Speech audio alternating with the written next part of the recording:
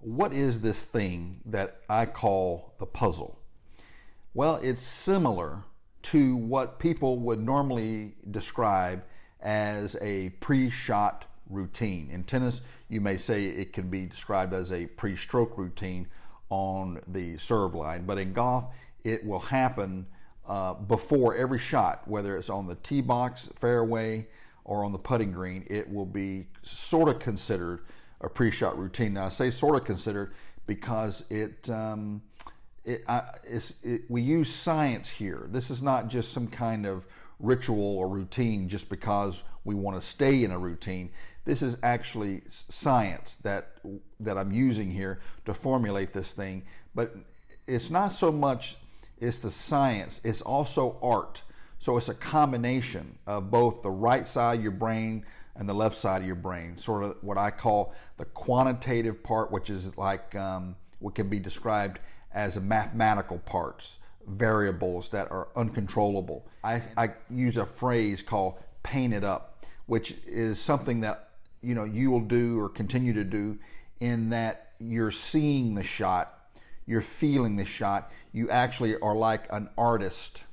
You're like a painter, if you would. And then that way your mind stays totally away from any kind of mechanical thoughts or any numerations. Nothing quantitative at all about this. In other words, you're not thinking about your swing. You're not thinking about anything that can be attached with any kind of instruction or language. There's nothing here. Nothingness. It's just empty if you can get my feeling on that.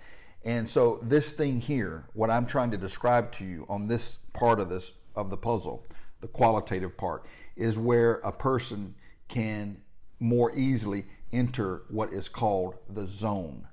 But before I get into that, let me take you all the way back to the tee box. On every tee shot, there are several variables that you have to take into account. Now, these are things that you can't control them, so there's no need to try to control them. What are those things that you can't control but that are variables, and that the variables then can be determinants of the kind of shot that you want to hit?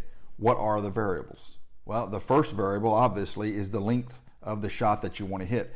What is the length? How far do you want to hit this golf shot? Well, it depends on lots of different other variables. So if, let's say, you're on a par 4 or a par 5 and you can reach the green in 2, let's say on a par 5. However, if you hit the ball a little right or a little left, then you're going to reach a fairway bunker. So then you have to decide and say to yourself, am I willing to take the chance? Am I willing to risk it just for what?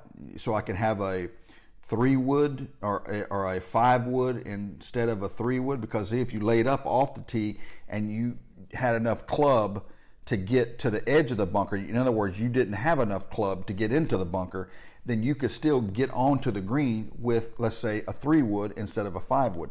So then you say, well, you sort of have to think about, well, what are the odds of me getting on the green with a hybrid or 5-wood as compared to a 3-wood? Well, they're probably about the same. There's not that much difference between those two golf clubs, and certainly in the golf swing is going to be about the same.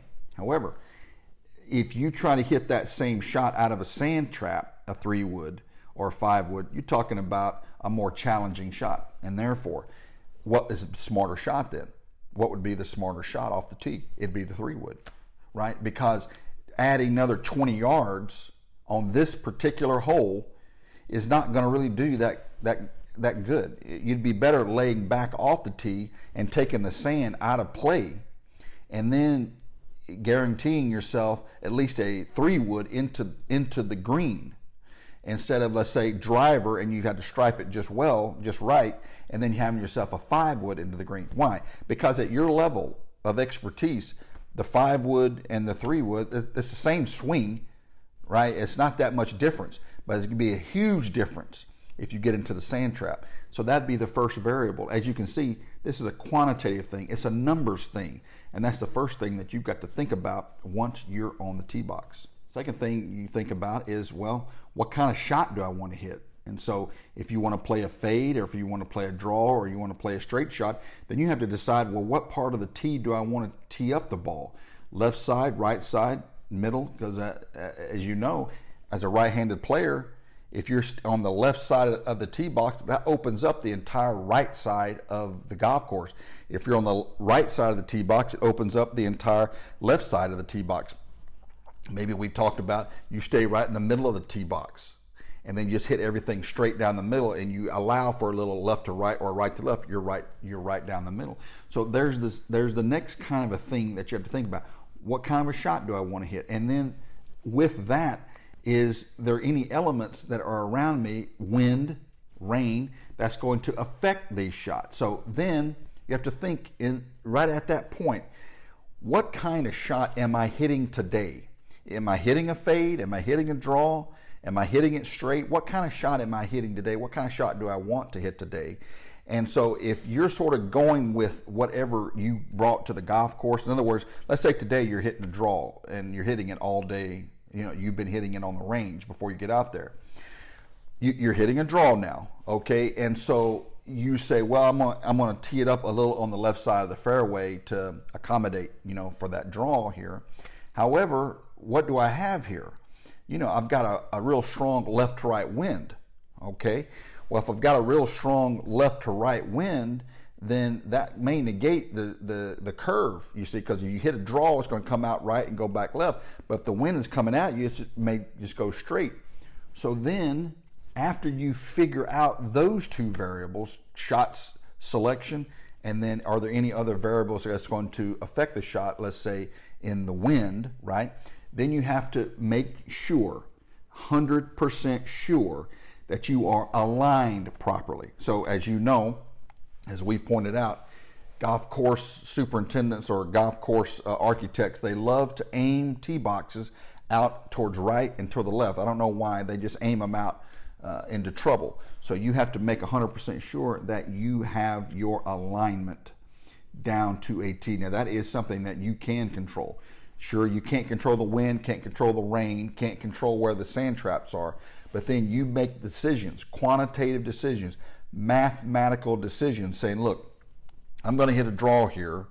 However, there's a strong left to right wind and the tee box is pointing dead to the right. So you got to make sure then that you're not aiming off to the right with the tee box. Why is that? Because then if you get a gust of wind, guess where you are? You're in the right-hand rough. So these are the decisions now. And these are what are called pieces of the puzzle. These are the quantitative parts of the puzzle, piece by piece by piece by piece, decisions. These are decisions that you're making just like this. Now I'm talking a lot, but these decisions are made just like this. These are the kinds of thoughts that go in your mind to help you make a decision. What have I not said here? Have you noticed that I have not mentioned anything about score? I've not mentioned anything about any kind of outcome. In other words, I need birdie here. I really need to be birdie is what I need here. No, we're not talking about birdie. We're not talking about par. We're not talking about anything other than the things that's going to help you go from point A to point B. We're not going to be discussing, or you are not going to be discussing anything, nothing that can have any kind of arousal, cognitive arousal. In other words, make you excited, or make you nervous. Oh my gosh, this is a tough hole. This is such a long hole. No, it's not. It's got nothing to do with it. You hit a golf shot, and then you hit another golf shot, and then you hit another golf shot. That's all. Hard, long, short, easy, all these words then, what they do, or what they have a tendency to do, is make you more excited or aroused or increase your anxiety. Of course, anxiety is another word for worry. So if you're standing up over a hole thinking, my gosh, it's such a long hole. This is a tough hole, difficult. You know what you're going to do? You try to swing at the ball a lot harder. And as you know, the harder you try in this game, the worse you do. Why is that? Because you get tense. You can't make a free-flowing swing. So this game is all about relaxation. All of those words that I said, hard hole, tough hole, short hole, easy, all those things then, either make you want to try too hard, or they can make you want to try too hard, or keep your focus away from what you need to do. This is an easy hole. Yeah, I should just birdie this hole. This is an easy hole. No, sir. I don't know how many times I've ever gone up over a golf shot or a hole and think, well, this is an easy shot. Then I can ease up on that. And then all of a sudden I plop it right in the bunker because I've lost my focus. I've taken it for granted. That's something you don't want to do. Every single shot has a purpose. And that purpose is to put you in the best position in order to make a birdie. You're not thinking about birdie. You don't think about birdie. You think about the execution of the shot, of how can I get myself in position, the best position, in order to make birdie, either for the next shot or the third shot, or if it's par 3 on that shot. So this is the purpose of this, is to squash down and shut down all of the voices that could be going on in your mind that can cause worry or anxiety or anything else that has got nothing to do with the execution of the golf shot. Nothing else comes into mind. Nothing. No words, no nothing comes into your mind other than hitting a golf shot. And then once you approach that, you are getting close to being what is called in the zone. So let me continue now that we've got a few of the pieces of the puzzle. Let me continue on down the road here with the other pieces. A couple of other math problems that you'll have to think about is where on the green, let's say you're on a par 3, or your third shot par 5, or second shot par 4. You say, well, where is the pin? Where is the pin today, and what kind of greens am I hitting into? You say, well, the pin is in the front quadrant today, up front and over to the right.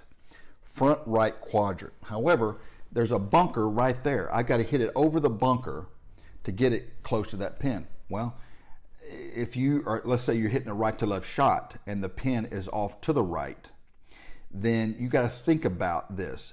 Then you have to hit if you were aiming to play your draw, a right to left shot at a right pin, then you've got to make 100% sure that that you hit the absolute flush ball. Why is that? Because if you come out of the ball or you don't hit it just right, guess where you're going to be? Off the green, and it could be down below a hill or something like that. Is that the best percentage shot, is what I'm saying to you. And so you say, well, if I got a right front pin, and I'm hitting a draw today, then maybe a smarter shot would be to hit it at the pin with a little draw. And then if you pull it off just right, you're only going to be, 5-10 feet to the left. If it comes off too much, you're going to be about 20 feet, something like that. But then let's say you hit it dead straight. It doesn't draw. Well, guess what? You're on the pin. You're right on the pin. And then if you come out of the ball or you don't hit it just right, and you come off and it goes off, flares off to the right, then you're just a little bit to the right of the pin. So this is what I want you to think about. Either T-ball or second shot, or even on the on the 3-par T-ball on the 3-par. Where's the pin, and what kind of shot am I hitting today? Is the pin really accessible? Can I get in there, or is it just a pin that I need just to sort of be conservative on today? Conservative meaning I don't want to really fire it at the pin. Let me just hit it in the middle of the green, take my 2-putt, and then move on out of here. Well, why would you ever say that? Well, it's simply because, let's say you're not going to hit every ball flush every single time. You have to sort of think about that and gauge that. And, am I hitting the ball perfectly today? And if you're not hitting the ball perfectly, then you got to play more conservative. Why am I saying that? Well, because that's the way you play this game if you're not playing, to your expectation. And that's one of the things that, we've talked about many times, is that if you are not playing all the way up to how you feel like you should play, then you can scrape it around and still play par or better. And so that was one of the secrets of the great Jack Nicklaus, you see, is that even when he had a bad round, he was still around par or somewhere in that neighborhood. He never, or not many times, he never gave himself away by shooting a 78 or a 77 or an 80 at a golf tournament. And so, but this is how you see players that they're leading in 3 rounds of the U.S. Open, and then you never hear from them again because they shoot 76 or 78 in the last round. You know, they just don't trust themselves. They're too excited. They're thinking about an outcome, thinking about, I'm going to slip that green jacket, I'm going to lift that trophy today. And then they go out and then they shoot 77. Or they're too aggressive. They get too aggressive. Jack Nicklaus has said many times, I let other guys beat themselves. In other words, I didn't beat them, they beat themselves. And so this is what I want you to think about in the smart way. Is this pin accessible, and where am I today? Where am I hitting the ball today? Am I really flushing it today? Am I hitting it pure today? And if it is, am I willing to take the risk? You know, do I need to take the risk here? Because hitting a driver on every par 4 and hitting at every pin, I guess maybe if you're Bubba, and you're really hot that day, sure, you're a streaky player. But I'm talking about you taking your game from here for 20 years from now. This is what the puzzle can do for you. This is a way to think of the game more logically and reasonably. Think in a way that can keep you improving every single year. And you get hot one day and you start firing at every pin. But you know what? You'll never shoot an 80. You'll never shoot 77 or 78 in a tournament. Why? Because you just plod and you plod and you plod. Great golf is simply boring golf. You just hit the fairway, you hit the green. You make 1 putt, birdie, you move on. You hit the fairway, you hit the green. You make 2 putts, take par, you go on. You do this 18 times and you make your average birdie 3 to 4 birdies per round. There you go. There you go. That's a 68 or 69 or 70 scoring average. That's what the PGA Tour is, and that's what you have to have in order to keep improving.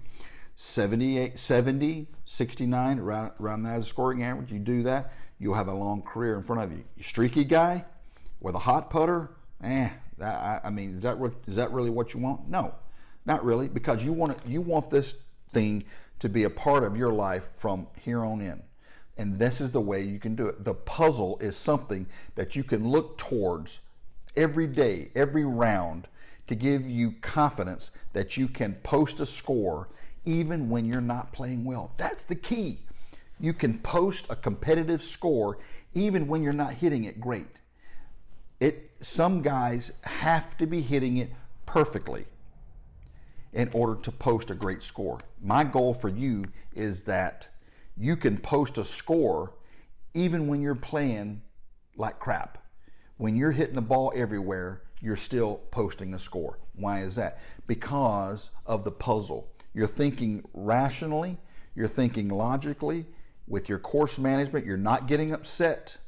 You're not, feeling disappointed. You're just thinking in a rational, calm, and logical thinking apparatus or thinking approach that you can say, look, I'm not hitting the ball that's great today. I'm just going to go conservative off the tee, conservative, middle of the green. Let me just take my putts and get out of here. Next day, I'm feeling it today. Fairway, boom, on the pin. Fairway, boom, on the pin. And all of a sudden the putts start breaking. Putts start dropping. This is what I'm saying.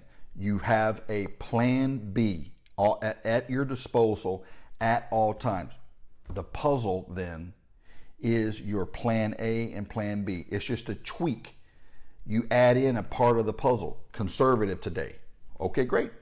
Why is that? Well, I'm not hitting the ball that good. All right, fine. Aggressive today. Why is that? Well, because I'm hitting the ball very good today. I'm feeling very good today. Great. That's part of your puzzle. All right. So let's continue on with the other side of the puzzle now.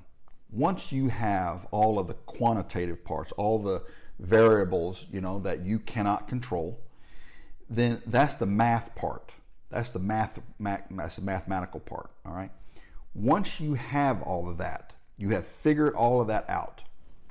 Now you turn down the dimmer switch. All right. You let that go. You flip the switch down. It's gone to black. Now you turned it over into the other part of your brain, the artist part. Okay. And that's why I've said, paint it up for me. The visualization then, the mental imagery then comes into play. You actually see the shot you want to hit. You can see it in your mind. And then you take a little practice swing. You get the feel of the shot, the swing, the feel of the swing that can produce the kind of shot that you have told yourself that you want to hit. Now you can see it in your mind. You can actually see the ball going up in the air, landing down, boom, boom, boom. Or you can feel the shot. You feel that, and then you go forward. Why am I saying that? You are an expert golfer. Of that, there is no debate. You are an expert when it comes to hitting a golf ball. Okay. If you stand up over a shot and you are teaching yourself and reminding yourself of how to hit a golf shot, what you've done is you have said, in essence, I don't trust myself enough to hit this golf shot. I've got to continually instruct myself on how to hit this ball. So you have taken away now the talent, because see, your talent is not in the A, the B, the C, the D, the E. That's not where it is. That happened on the driving range. You've hit enough balls now where you don't have to go out onto the golf course and continually teach yourself how to hit a golf shot. The literal words stand in between you and the execution of a successful golf shot. Why am I saying that? It's because the golf swing happens so quickly, is that the words happen a lot slower than the golf swing.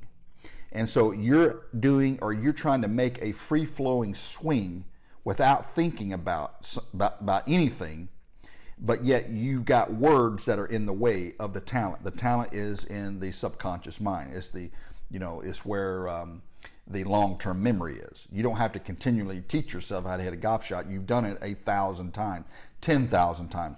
So by telling yourself how to do it, those literal words then stand in the way of hitting the golf shot. So what do you need to replace the words with? Imagery. You see the ball going out. You paint it up just like a painter. The ball is going out 5 yards right of the 150-yard marker, and it's coming right back down. The ball is going out left, that trap out there, or that tree, started out on that tree, and then going to drift back down to the right about 5 yards to the right. That's it right there. That's the language. That's the imagery that you have in your mind. And then once you achieve that, you're behind the ball now. You've made your decision on what part of the tee box to line up on, what kind of shot do you want to hit based on all the variables that you have, that you've programmed in. And now you've turned off that. You flip the switch down, and then the imagery comes out. No more words. All you have now is just the imagery, the feel of the golf shot. You see it in your mind. You see it in your mind. And then you take a couple of practice strokes or whatever it is that your routine is. You get up and go. There's no need to sit there and think about it. No, just get up there and go. This is part of what is called the qualitative part, the imagery. There are no words. All there is just the feeling, the feel of the golf shot. So that's where you enter the zone. That's where every athlete wants to be, the zone, the flow state. In other words, there is nothing here other than the feel and the imagery of the golf shot. Once you get to that point, then all that's left is just, can you hit the shot? Your amount of talent and the amount of practice that you put in. Do you have the ability to hit that golf shot? If you do, then there's nothing that's going to stop you from doing it. After that, it's just going to see, well, was I able to execute the shot properly? Did the ball come out like I expected it to come out? And if it didn't come out, then you figure it out. Well, why did that ball go that way? That's interesting. Why did that ball go that way? This is the last part of the puzzle for you. You do everything right. You got your yardage, the alignment. You've done all your homework as far as the wind and what is the risk and reward. You've done all that. You're standing back. You turn the lights down. All that stuff is gone now. Now, you've thought about the shot. You know what kind of shot you want to hit. You can see it in your mind. You can feel it. And the ball doesn't come off. It doesn't come off. Okay. Well, you know what? This is golf. And that's the nature of this game. There are so many moving parts. You're only going to hit a couple of 3 golf shots every round that's going to more than likely 3 or 4 shots, if that come off perfectly, because there are so many moving parts of this, to this swing, to this sport. But let's say the shot doesn't come off for you at all. What's the part of the puzzle here? Fix it. You have to fix it. What happened? I mean, what did I not account for? What did I do that I didn't think about? I mean, club selection will be a big thing. Did I not have enough club to get to the target? Did I have too much club to get to the target? So then if it doesn't come off right for you, then you ask yourself, what happened? Why did it not come off? And then, do you know how to fix it? This way you never become frustrated. You never become disappointed. You will never become agitated and get upset. Why? Because you have an answer. When people don't have answers is when they get frustrated. They don't know why, and that way they strike out. They don't know why, but you know why. Are you going to know why? Why did the ball go right? Why did the ball go left? Why did the ball go short right? Why did the ball go long left? Whatever. You figure it out.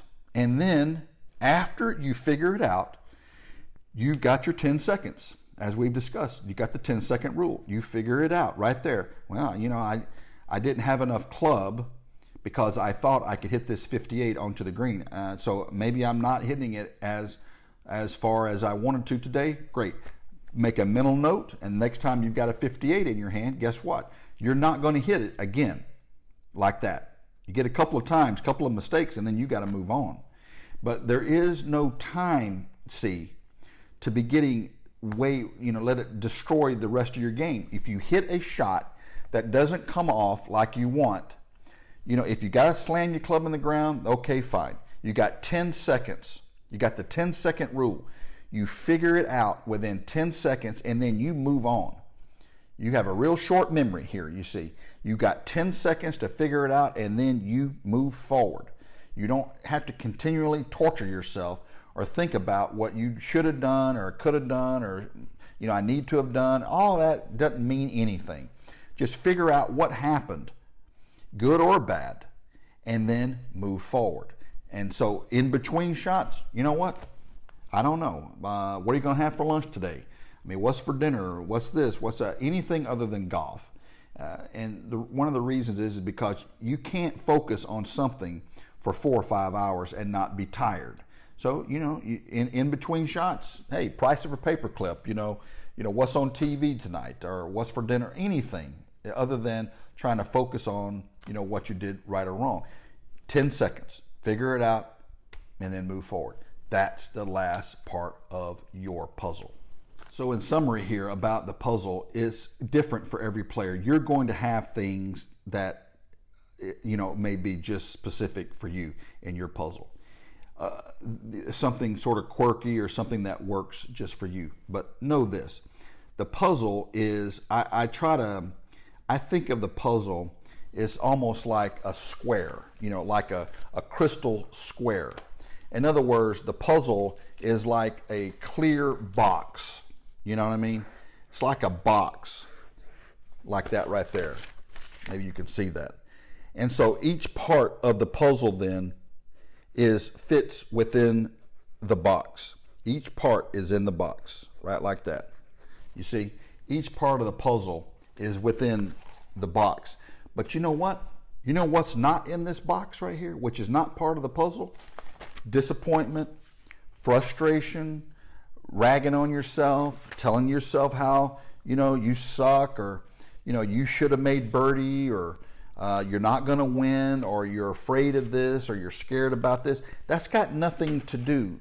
That's an emotional outcome. That's an emotional outburst. And that's got nothing to do with hitting a golf ball from A to B. Nothing.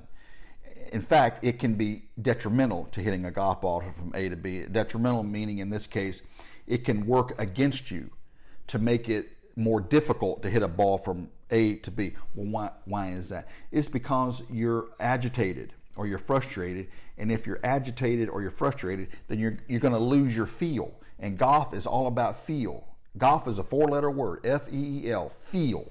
And so if you lose that, if you lose your feel, then you've lost your game.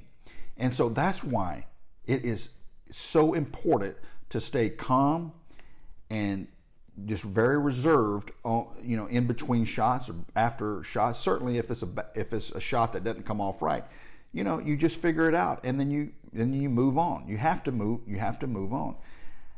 Many great players have a really high expectation. They expect every ball to come off right. And when it doesn't come off right, they get very upset. Very upset. I don't know how many players I have known, including myself, that could not accept not hitting a perfect golf shot. If the shot did not come off just right every single time, then I was very disappointed, extremely disappointed, so disappointed in myself that I couldn't hardly move forward. I was just stuck right there. I couldn't move forward. Great players have a real short memory. They hit a good shot or a bad shot, they just move on. And every shot has a new life on its own.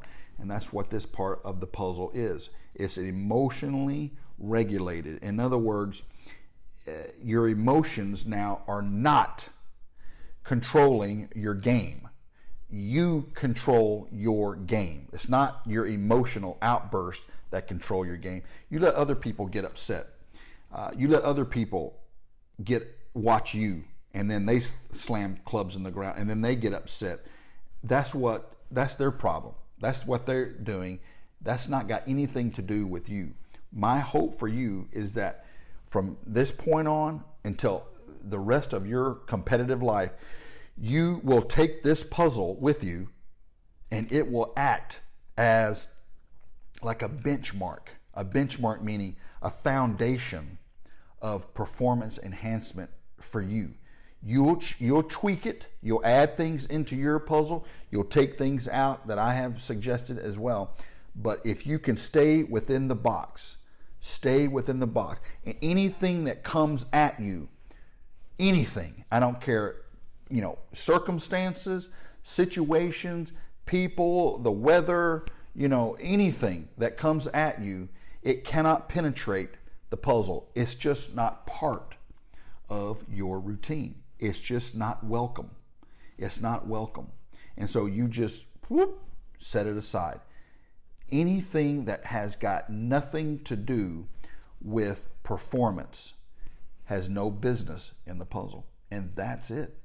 That is as dry as I can put it for you. I know that a lot of players that are very emotional. I mean, this game can do that to you. It can do it to you. It did it to me 25 years ago. I did not understand what I just told you now. I had no idea of what I was doing on the golf course. Now, I could hit a golf ball a mile, but as far as the things that I just mentioned to you, I had a pre-shot routine, all that, it was just something I saw in a Golf Digest magazine, right? I had no idea why it was for or what it was doing and how to shape that, the puzzle. I had no idea. I am giving you now the reasons why you want a solid pre-shot routine, but not just a pre-shot routine. This is more than that. This is beyond the pre-shot routine. This is the math, the quantitative part. Shut that down once you have put all the pieces together. Then you bring in the artist. You bring in the sculptor and you paint that shot up. That's the talent. You're allowing your talent to shine through. You have a God-given gift of hand-to-eye coordination that not a lot of people have. Just let it go now and trust it, and then let that go. I know that's a big word in the game of golf. You got to trust a swing. Not a lot of guys, they trust their swing. Why? Because they're afraid.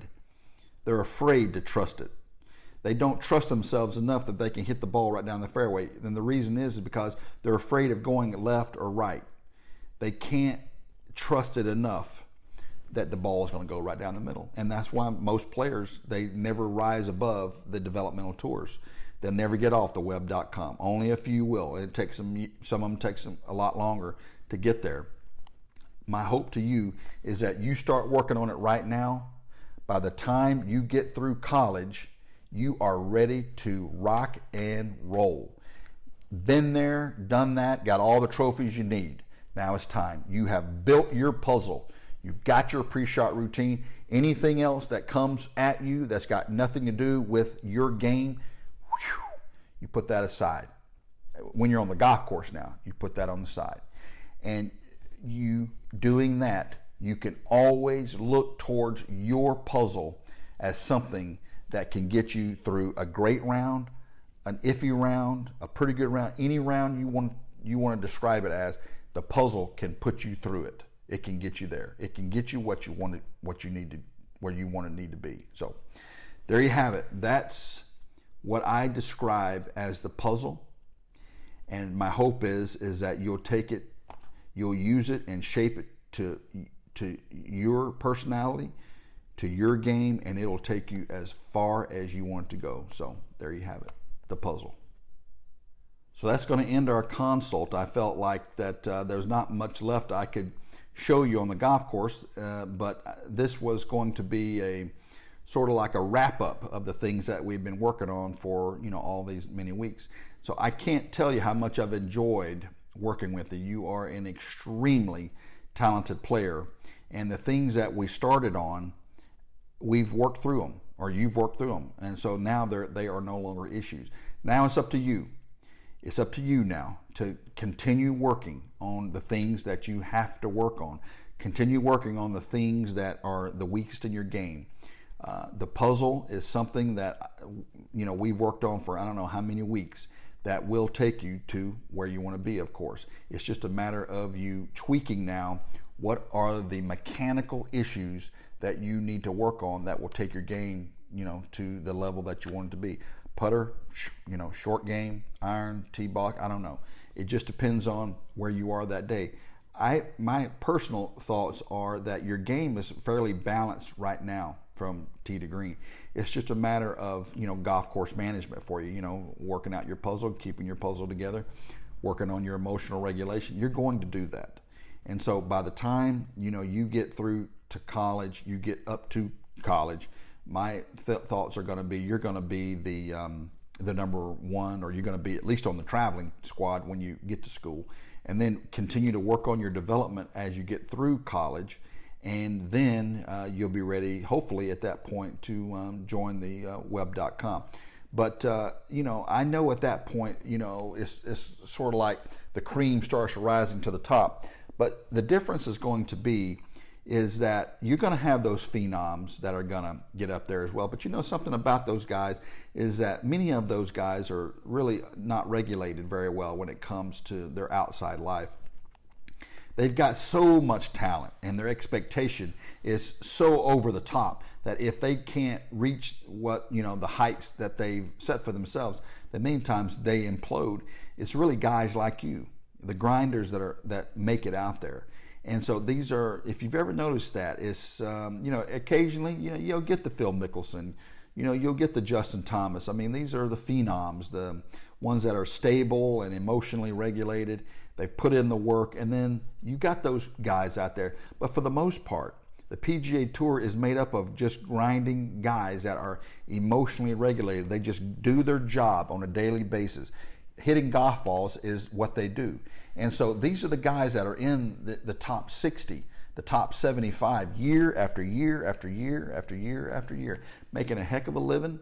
But they don't get a lot of headlines, you see. So they're not Phil Mickelson or Tiger Woods or anybody like that, Ricky Fowler. But those guys, maybe it is there is a difference in talent at that point. But as far as you are concerned, there's no reason that you couldn't get up there. It's just that once the spotlight of society come down upon you, and everything that you do, say, or utter on Twitter, it starts to get manipulated, and it's when things start getting a little squirrely in your mind. I know that you haven't experienced that at this time, but that's lots of great players. There were a lot of great players when Phil Mickelson was coming out. Mickelson's been able to withstand all that, but there were other players that were almost as good as him. You don't even hear anything about them. They're not on the tour anymore. And it's because, they made their money, and then it just wasn't worth it to them. Or, there was a lot of other things that entered into the puzzle that destroy their game. Drugs, alcohol, women, the whole spectrum of things that money that brings on with money. And so, but that wasn't the thing with Phil. He was married and raising a family and so forth and so on. And plus, he had a humongous amount of talent. Kept working on his game. Wasn't ever into drugs or not heavy in alcohol, and it made him a very special player. But there were other players, almost as good, probably not as much talent as Phil, but they could have been as good. Look at John Daly.